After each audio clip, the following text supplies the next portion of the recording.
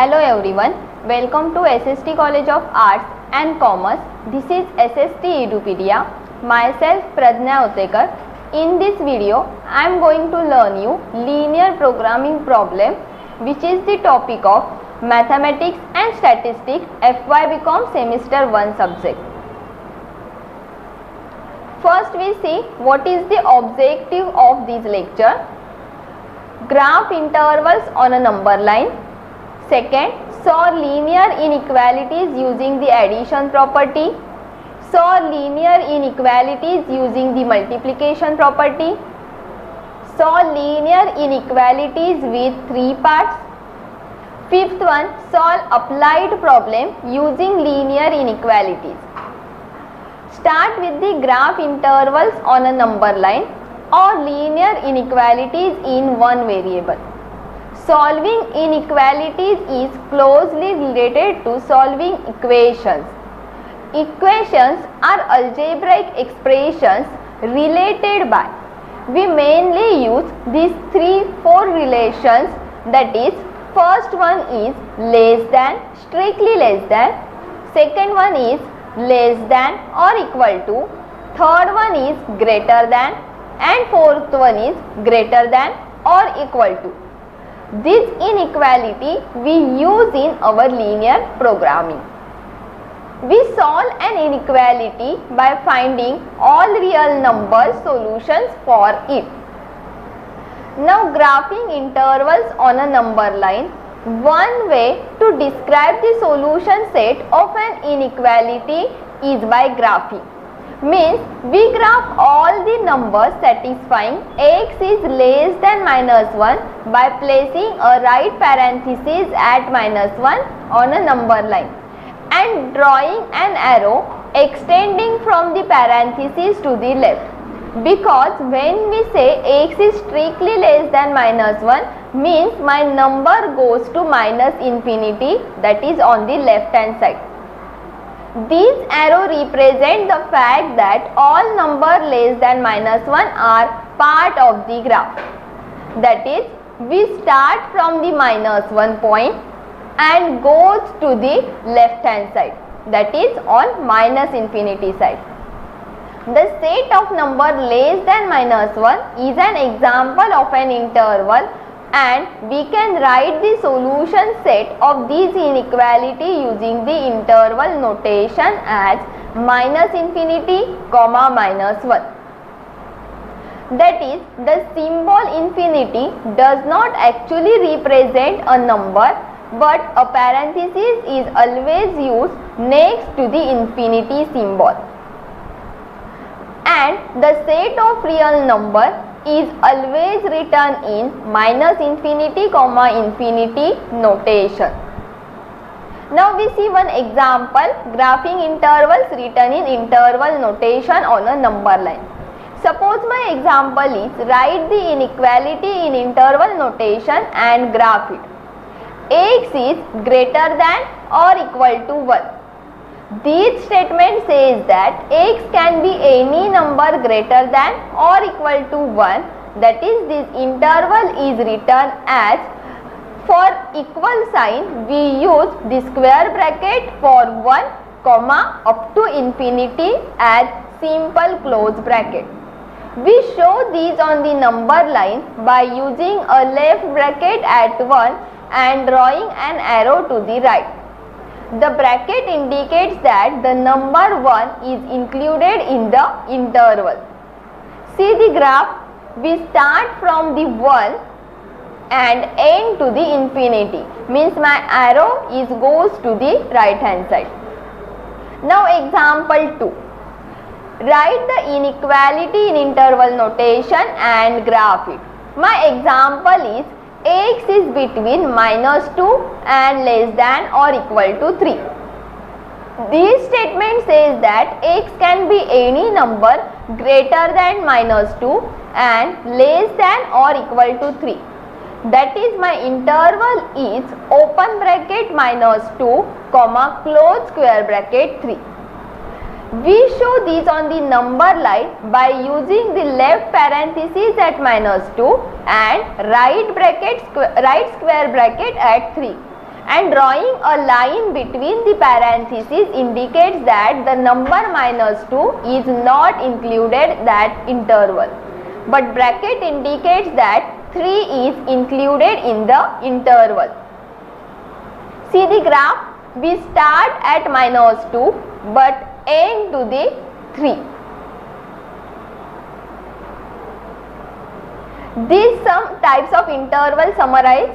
Open interval, these are general form of open interval. First one type is a is strictly less than x. Then its interval notation directly written as a comma infinity. Next one type is x is between a to b, means a is strictly less than x, strictly less than b. Then directly write the interval notation as a comma b. If your question is in the form of x is strictly less than b, then directly write interval notation as -infinity comma b. Next one is half open interval. If your question is in the form of a is less than or equal to x, then your interval notation is square bracket a comma infinity. If your question is in the form of a is less than x, less than equal to b, then your interval notation is a comma b in square bracket. Third one is a is less than or equal to x, less than b, then interval notation is square bracket a comma open bracket b. Last one is close interval, means x is between a is less than equal to x, less than or equal to b, means both are equal sign, then your interval notation is square bracket open square bracket a comma close square bracket b. Now linear inequality. An inequality says that two expressions are not equal, means using addition property, suppose my equation is in the form of ax plus b is less than c, where a, b and c are real number with a is not equal to 0. For example, y plus 8 is less than 2. This means that y is the variable and 1 is the coefficient of y, plus 8, b value is 8 and c value is 2. Similar as m minus 4 is greater than or equal to 10. Next one is 7x plus 2 is less than or equal to minus 9. These all three variables is in the form of ax plus b is less than c. Now next one, solving linear inequality using the addition property.